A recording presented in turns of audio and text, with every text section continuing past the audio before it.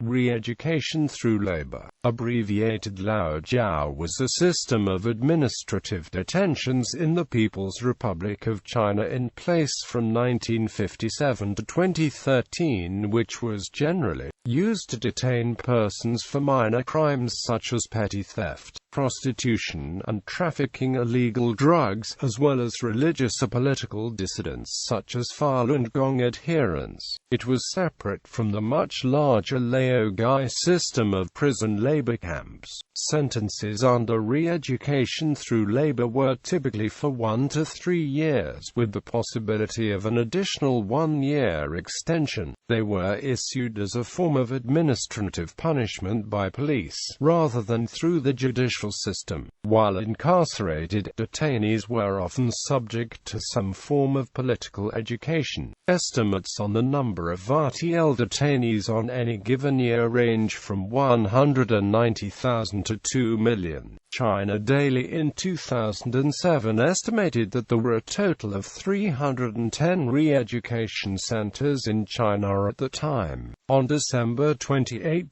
2013, the Standing Committee of the National People's Congress abolished the re-education through labor system and detainees were released. However, human rights groups have observed that other forms of extrajudicial detention have taken its place, with some former RTL camps being renamed as drug rehabilitation centers. Re-education through labor and the Chinese penal system. The People's Republic of China employs several forms of corrections for people who have been arrested, of which re-education through labor was one. The Laogai Research Foundation classifies re-education through labor as a subcomponent under the umbrella of the laogai criminal justice system, which generally refers to prisons, prison farms, and labor camps for convicted criminals. Re-education through labor, on the other hand, refers to detentions for persons who are not considered criminals or have only committed minor offenses. Persons detained under re-education through labor were detained in facilities which are separate from the general prison system. Furthermore, detainees in these re-education facilities receive a small salary, which laogai detainees do not, and in theory have shorter work hours.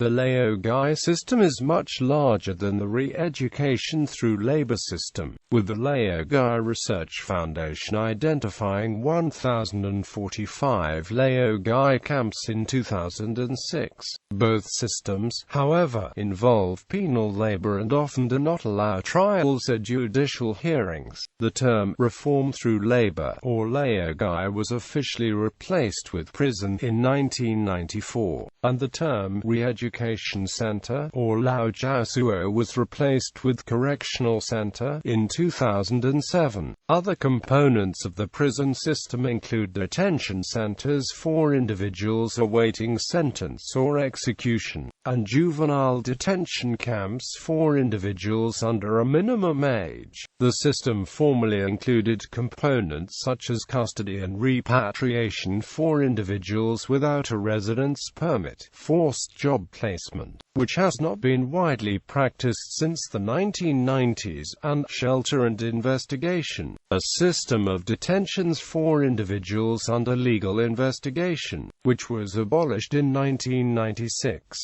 The Laogai Research Foundation also classifies psychiatric facilities, or angkang, as a form of detention for political dissidents, although it is not officially recognized as part of the laogai penal system. History. Institutions similar to re-education through labor facilities but called New Life Schools, or loafers camps, existed in the early 1950s, although they did not become official until the anti-rightist campaigns in 1957 and 1958.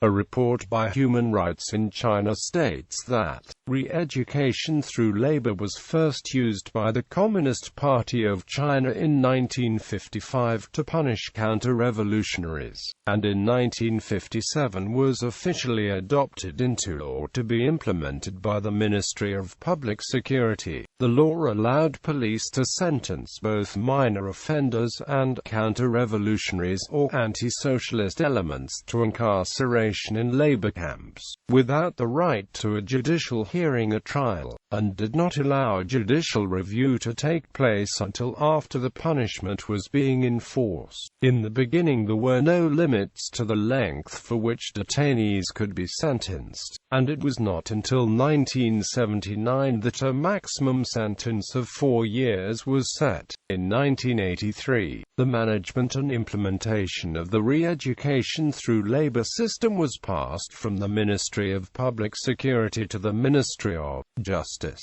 When Falun Gong was banned in mainland China in 1999, re-education through labor became a common punishment for practitioners. Some human rights groups claimed that as many as 10,000 Falun Gong members were detained in between 1999 and 2002, with as many as 5,000 detained in 2001 alone. More recent estimates suggest that hundreds of thousands of Falun Gong adherents are imprisoned in China, with some sources estimating up to half of the official re-education through labor camp population as Falun Gong practitioners. In some labor camps, Falun Gong practitioners make up the majority population. In the past decade, there have been numerous calls from the system to be reformed or replaced. As early as 1997, the United Nations Working Group on Arbitrary Detention called for China to allow judicial control over detentions. In 2000, the UN Committee Against Torture recommended that all forms of administrative detention, including re-education through labor, be abolished. In 2004, the WGAD called for the establishment of rights to due process and counsel for individuals detained, and in 2005, the Special Rapporteur on Torture called for the outright abolition of re-education through labor. The prominent deaths of 2 inmates in spring 2003 prompted many calls within China for reform of the system, but reform did not happen immediately, though the China Daily reported that there was general consensus that reform was needed. In March 2007, however, the Chinese government did announce that it would abolish the re-education through labor system and replace it with a more lenient set of laws. According to the proposal, the maximum sentence would be lowered from 4 years to 18 months. Re-education centers would be renamed correction centers and have their fences and gates removed. A month later, Chongqing Municipality passed a law allowing lawyers to offer legal counsel in re-education through labor cases. Many human rights groups, however, doubted the efficacy of the proposed reforms, saying that the new laws would only help minor criminals and not help political prisoners, and that the reforms would not actually abolish the re-education through labor system. The Laogai Research Foundation stated that lowering the maximum length of detention and changing the names of the detention facilities would not constitute a fundamental change. 9 months after the declaration that the laws would be rewritten, the re-education through labor system had not been abolished. In December 2007, a group of academics drafted an open letter to the government calling for an end to the system. During the 2008 Summer Olympics in Beijing, there were reports that some individuals applying for permits to protest were detained without trial. Of these,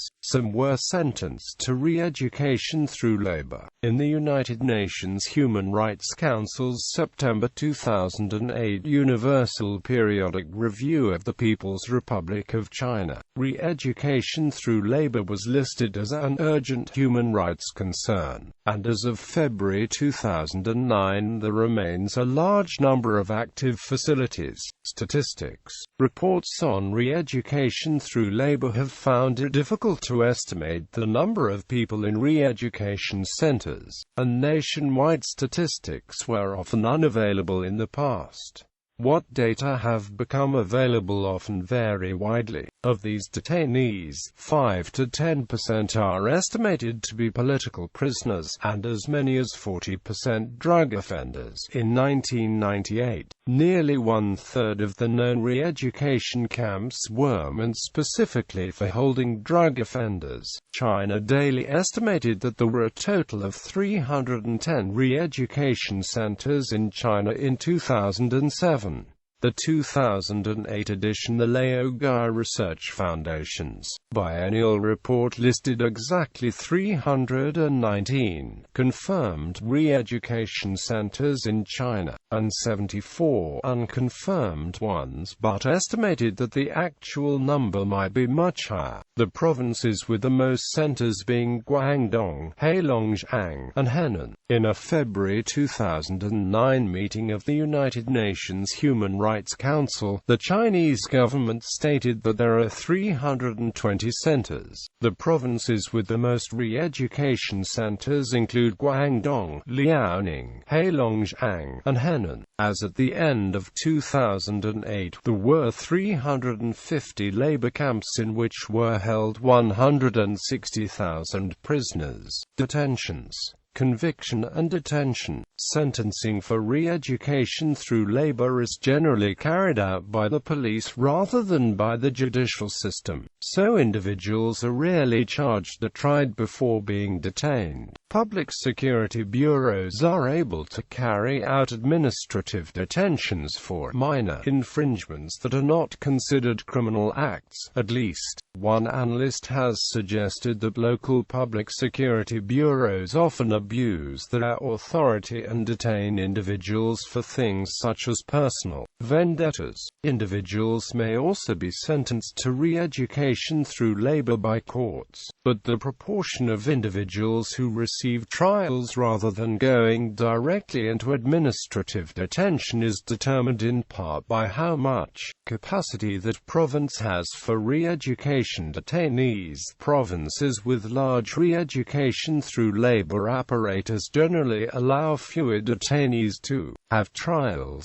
Where detainees have been allowed a trial, the lawyers have faced intimidation and abuse, according to some reports, and the individuals under trial have sometimes been convicted on the basis of confessions that were coerced through torture and severe psychological pressure. Quote, in at least one instance, convicted individuals were sent to re-education through labor even after being found not guilty in a trial. Most detainees in re-education through labor facilities are reported to be drug users, petty criminals, and prostitutes, as well as some political prisoners. James Seymour has also claimed that most individuals sentenced to re-education through labor are from urban areas. Individuals who attempt to leave the country illegally have also been sentenced to re-education through labor upon the return. In periods leading up to visits from foreign dignitaries or politically sensitive anniversaries,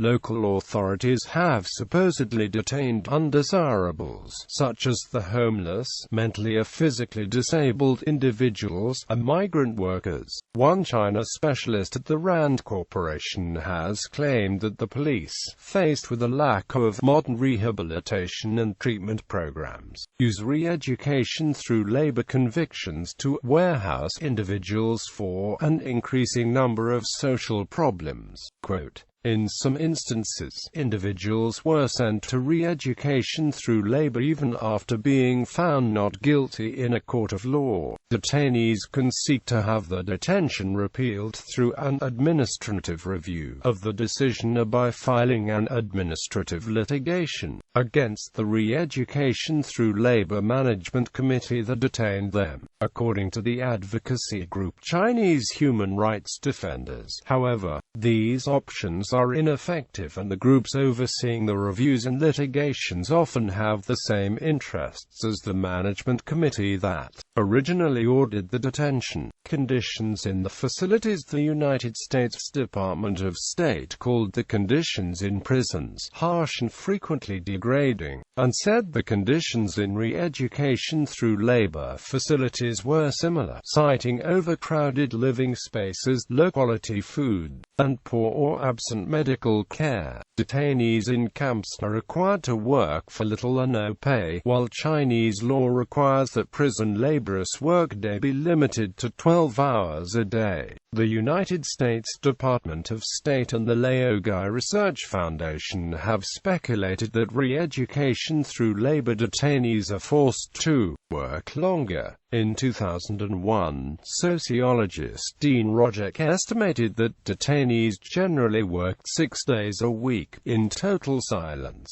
Much of the labor done by re-education through labor detainees is geared towards agriculture or producing goods, many of which are sold internationally. Since re-education through labor detainees are not counted as official prisoners, and therefore not subject to international treaties, they also perform work ranging from tending vegetables and emptying septic pits to cutting stone blocks and construction work. Although drug abusers are ostensibly placed in re-education through labor to be treated for their addictions, some testimonial evidence has suggested that little meaningful treatment takes place in at least some of the centers, and that drug abusers often relapse into addiction upon the release from detention. The facilities have been widely criticized for the physical abuse that is said to go on within them. Corporal punishment is commonly used, and torture and physical abuse are also thought to be widespread in the facilities.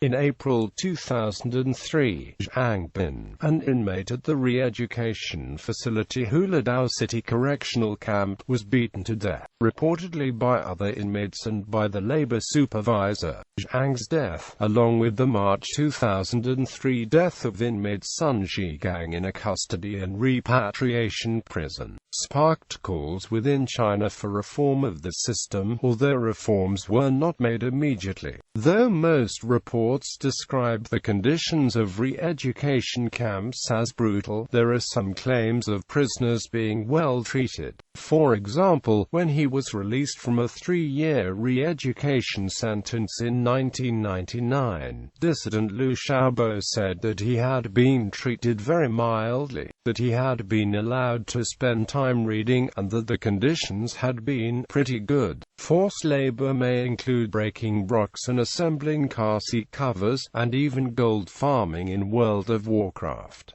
Life after release. Detainees who are released from re-education through labor camps may still be unable to travel or see other people freely. Individuals who remain in re-education through labor for 5 or more years may not be allowed to return to their homes, and those who do may be closely monitored and not permitted to leave certain areas. For example, in July 2003, a priest who had been released from detention was kept under house arrest, and 5 men who attempted to visit him were themselves detained. According to Xinhua, the official news agency of the Communist Party of China, slightly over 50% of detainees released from prison and re-education through labor in 2006 received government aid in the form of funds or assistance in finding jobs. Criticism. Human Rights Watch has stated that the re-education through labor labor system violates international law, specifically Article 9 of the International Covenant on Civil and Political Rights, which provides that anyone who is deprived of his liberty by arrest or detention shall be entitled to take proceedings before a court, in order that the court may decide without delay on the lawfulness of his detention. The Chinese Ministry of Justice, as well, has admitted that the system violated items in the Chinese constitution. Wang Gongyi, Vice Director of the Institute of Justice Research affiliated to the Ministry of Justice, said that the current re-education through labor practice contradicts several items in the Constitution, the Criminal Procedure Law, and the International Covenant on Civil and Political Rights, a United Nations human rights treaty China signed in 1998. Re-education through labor has also been criticized by numerous human rights groups for not offering procedural guarantees for the accused, and for being used to detain political dissidents, teachers, Chinese house church leaders, and Falun Gong practitioners. Furthermore, even though the law up until 2007 specified a maximum length of detainment of 4 years, at least one source mentions a retention for in-camp employment system that allowed authorities to keep detainees in the camps for longer than their official sentences. Re-education through labor has been a focus of discussion not only among foreign human rights groups, but also among legal scholars in China, some of whom were involved in the drafting of the 2007 laws meant to replace the system. In addition to legal scholars, the Supreme People's Court of the People's Republic of China had criticized the system. In light of the widespread disapproval of the system, HRIC called in 2001 for the system to be abolished entirely. Among its criticisms, it cited the fact that the wording of re-education through labor laws was too loose,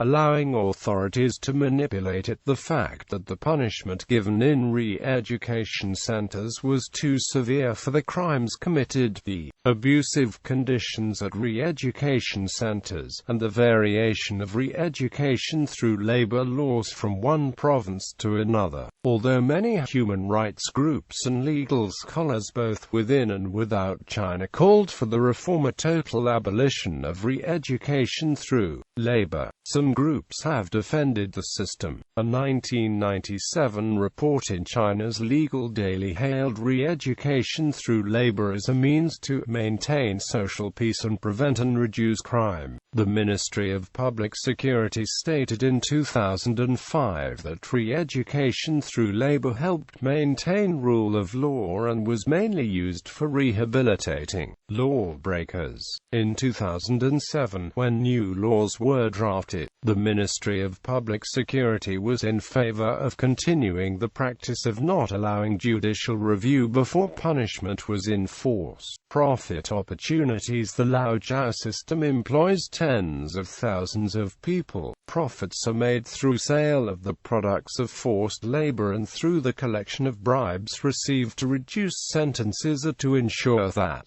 relatives receive adequate food. Abolition. During the third plenum of the 18th Party Congress in Beijing on 15 November 2013, Chinese officials announced that they plan to abolish the re-education through labor system. The announcement came after a series of stories about Massanjia labor camp garnered international as well as domestic attention. First was the highly publicized letter from an inmate at Massanjia that a Portland, Oregon woman found hidden in a box of Halloween decorations. The letter listed abuses at the camp and pleaded for help. Secondly, a small magazine in China called Lens published a 14-page report detailing abuses of women at Massanjia. An online version of the report quickly became the most read news item in China. These two stories, along with continued pressure from international NGOs as well as reformers within China, precipitated the announcement to end the system. The planned abolition of the system, however, has been criticized by human rights groups, with with Amnesty International issuing a report titled "Changing the Soup but Not the Medicine." Amnesty's report concludes that the camp closures are a positive step forward for human rights, but the fundamental problems of arbitrary detention remain in China. Many of the policies and practices which resulted in individuals being punished for peacefully exercising their human rights by sending them to RTL have not fundamentally changed, quite the contrary. There is ample evidence that such policies and practices are continuing in full force. The latest anti-Falun Gong campaign, launched earlier this year and intended to operate for 3 years, shows that the CCP's determination to rid China of this spiritual group has not abated. Falun Gong practitioners continue to be punished through criminal prosecution and being sent to brainwashing centers and other forms of arbitrary detention. Petitioners likewise continue to be subjected to harassment, forcibly committed to mental institutions and sent to black jails and other forms of arbitrary detention. Human rights defenders, democracy advocates, whistleblowers and other political activists are also being increasingly targeted through criminal detention, black jails, short-term administrative detention, and enforced disappearances rather than RTL. On December 28, 2013, the Standing Committee of the National People's Congress abolished the re-education through labor system. Detainees were released without finishing the sentences.